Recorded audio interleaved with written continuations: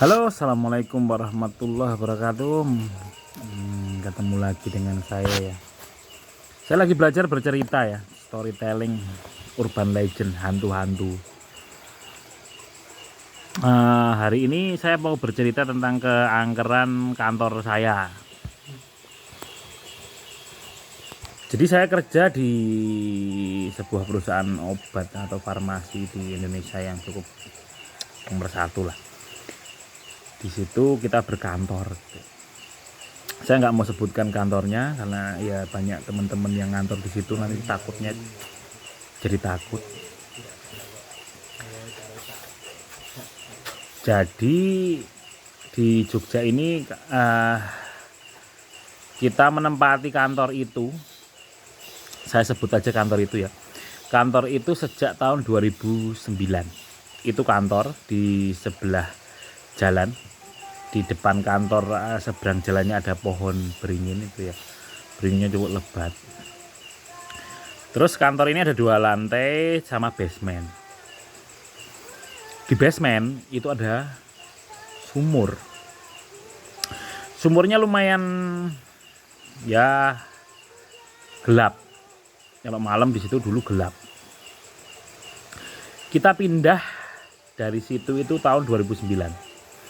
Kebetulan saya dapat ruang di lantai 2 ya.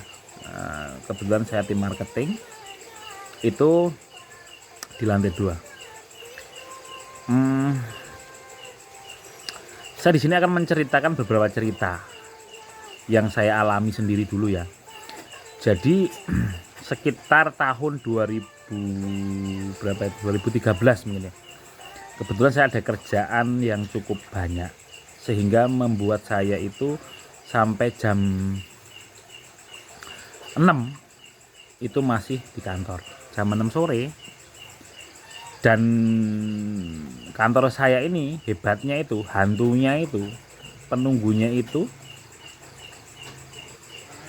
tidak hanya di malam hari yang ganggu itu, kadang siang pun, hari Minggu itu bisa aja. Nanti banyak akan saya ceritakan, tapi episode ini saya akan menceritakan tentang pengalaman saya sendiri. Jadi pada waktu itu saya sampai malam sekitar 6:30. Saya masih di depan komputer, terus karena sendiri ya saya kan orangnya iseng, memang saya suka rekam-rekam gitu. Tiba-tiba saya merekam ruangan-ruangan di sekitar meja saya itu. Saya sih nggak ngeh, saya hanya merekam terus saya share di Facebook saya. Terus saya tinggal pulang. Ternyata paginya itu di Facebook saya itu rame banget, banyak yang udah komen. Ternyata di rekaman saya itu ada suara ini, suara tangisan. Gitu, suara cewek. Saya sih pada waktu ngerekam itu juga saya nggak dengar suara itu, tapi ketika direkaman di Facebook itu, teman-teman yang biasa gak peka itu, mereka bercerita bahwa itu ada seorang perempuan yang menangis di situ. Nah ternyata yang mengalami tangisan perempuan ini bukan hanya saya gitu ya. Kalau saya itu mengalami tapi secara tidak langsung, karena saya tidak mengerti, saya tidak takut waktu itu. Saya hanya merekam-rekam ruangan. Malam hari saya jam 7 keluar, saya posting di Facebook suasana kantor 6:30 malam gitu cuma. Tapi itu saya nggak ada niatan untuk merekam. Nah ternyata terjadi sama teman saya juga, sebut saja namanya Mas J. Mas J ini berdasarkan penuturannya dia gitu kan, penuturannya Mas J ini, dia itu kebetulan berangkat ke kantor memang karena dia nganter anaknya sekolah pagi-pagi gitu. 6:30 itu udah sampai ke ruangan kantor. Jadi ruangan kantor kita yang di atas itu dia udah sampai.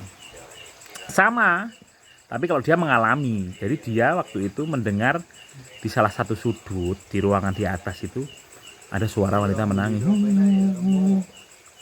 Nah kebetulan Mas J ini kan pemberani ya, dia bilang, esok-esok kok nangis mbak gitu.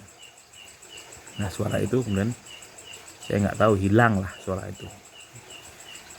Tuh, itu yang tidak terlalu serem ya gitu loh.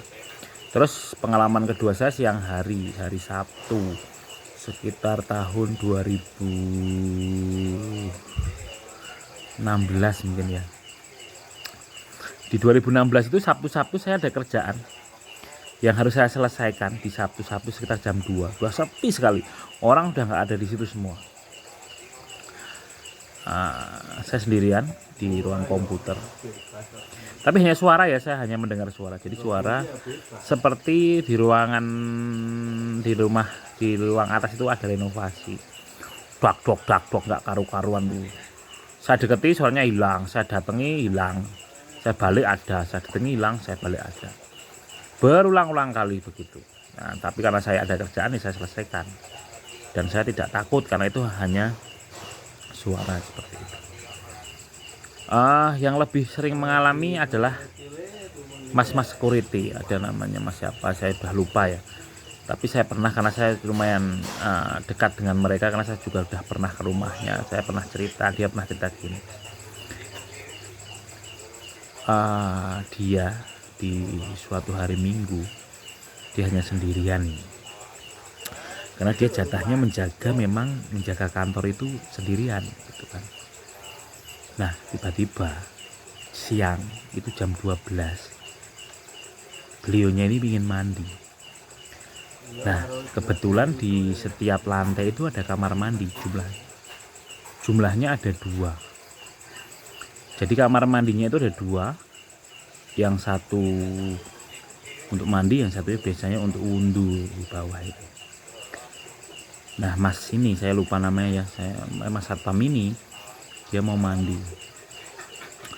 Ternyata dia itu pada saat mandi itu dia diganggu gini. Dia udah buka baju semuanya, jadi air gitu kan, air yang dia ambil di gayung itu, kan mandi pakai gayung ya, itu nggak bisa tumpah. Bahkan sampai kalau dia meniti itu ada 5 menit dia terpaku, air itu untuk mandi itu nggak bisa tumpah-tumpah itu diceritakan langsung dari sumbernya ya, saya tidak mengada-ada. Kemudian di atas itu memang ada perempuan ya, tadi bilang nangis itu, dia juga udah tahu gitu, mas satpam ini. Bahkan zaman dulu itu ada satu satpam yang tidak berani masuk ruangan kantor ketika malam. Jadi dia selalu minta jatah jaganya siang. Fakta ini bukan. Terus kemudian ada yang namanya Mas S satpam juga, Mas Senton itu namanya kalau nggak salah. Jadi baru suatu hari dia tidur di lantai 1 atau di lantai 1 itu ada mobil box yang biasa untuk ngantar obat itu selalu kondisinya terkunci. Ya. Jadi ada satu kursi yang di samping mobil box parkir itu yang biasanya untuk tidur satpam. Nah Mas S ini, Mas Senton ini saat itu tidur. Tapi tiba-tiba malam-malam itu pintu mobil itu tiba-tiba dibanting dengan sangat keras. Duar! 3 kali. Duar! Jadi kayak pintu dibuat, tutup lagi. Sampai dia bangun, kaget dia, akhirnya lari dia keluar. Ganggunya sampai seperti itu.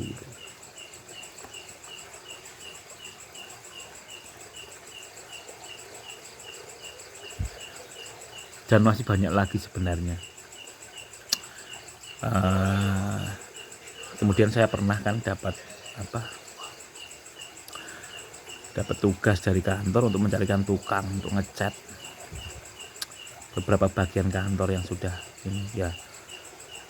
Teman-teman saya ke kampung, saya ajak ke situ ngecat. Ternyata siang-siang dia dilihatin sosok dekat tangga itu, laki-laki besar, hanya mukanya toh, ada badannya, muncul dari tembok yang sebelah kalau kita mau turun tangga itu loh.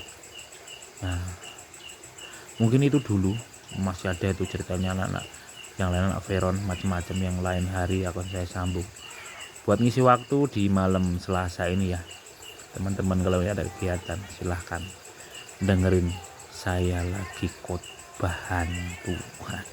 Terima kasih, selamat malam.